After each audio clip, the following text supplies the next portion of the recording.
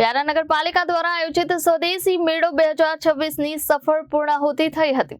આ મેળો સાચા અર્થમાં મહિલાઓના આત્મવિશ્વાસમાં વધારો અને ઉત્સાહવર્ધન કર્યું છે। હર ઘર સ્વદેશી, ઘર ઘર સ્વદેશી અને સર્જનથી સમૃદ્ધિના મંત્રને સાર્થક કરતા આ મેળામાં 50 જેટલા સ્ટોલ્સ દ્વારા સખી મંડળની બહેનોએ પોતાની અદ્ભુત વ્યાપારી સૂઝબૂઝનો પરિચય આપ્યો હતો।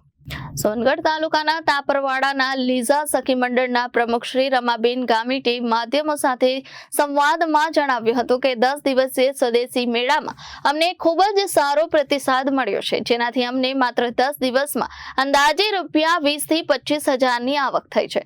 ઉલ્લેખનીય છે કે સખી મંડળની બહેનો દ્વારા માત્ર 10 દિવસના ટૂંકા ગાળામાં 22 લાખ રૂપિયાથી વધુનો કરવામાં આવેલો વેપાર એ માત્ર આંકડો નથી, પરંતુ સ્થાનિક ચીજ વસ્તુઓ પ્રત્યે લોકોના અતૂટ વિશ્વાસ અને બહેનોની મહેનતનું પરિણામ છે। આજના સમયમાં જ્યારે શુદ્ધ આહારની માંગ વધી રહી છે, ત્યારે સખી મંડળની બહેનોએ તૈયાર કરેલ મિલેટ્સ આધારિત વાનગીઓએ સાબિત કર્યું છે કે સ્વાદ અને સ્વાસ્થ્યનો સમન્વય ઘર આંગણે જ ઉપલબ્ધ છે। વેપારની સાથે આ મેળો પર્યાવરણ અને પ્રકૃતિ સાથે જોડવાનું માધ્યમ પણ બન્યો છે।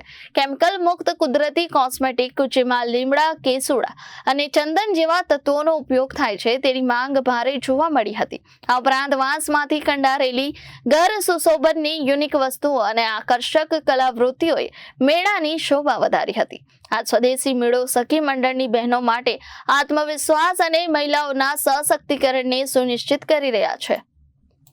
મારું નામ રમાબેન વજનાભાઈ ગામિત, ગામ મારું ટાપરવાડા। મારી સખી મંડળનો બીજા સખી મંડળ છે।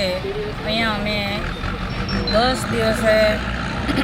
10 દિવસનો સ્વદેશી મેળો છે, અહીંયા આવ્યા અને અમારું સારી રીતે વેચાણ થયું અને અહીંયા અમે નાગલીનું પ્રોડક્ટ વેચીએ છીએ। નાગલીનો પ્રોડક્ટમાં અમે નાગલીને બિસ્કેટ છે, પાપડ છે, પાપડી છે, ભૂંગળા છે અને આચર છે અને લસણની ચટણી છે।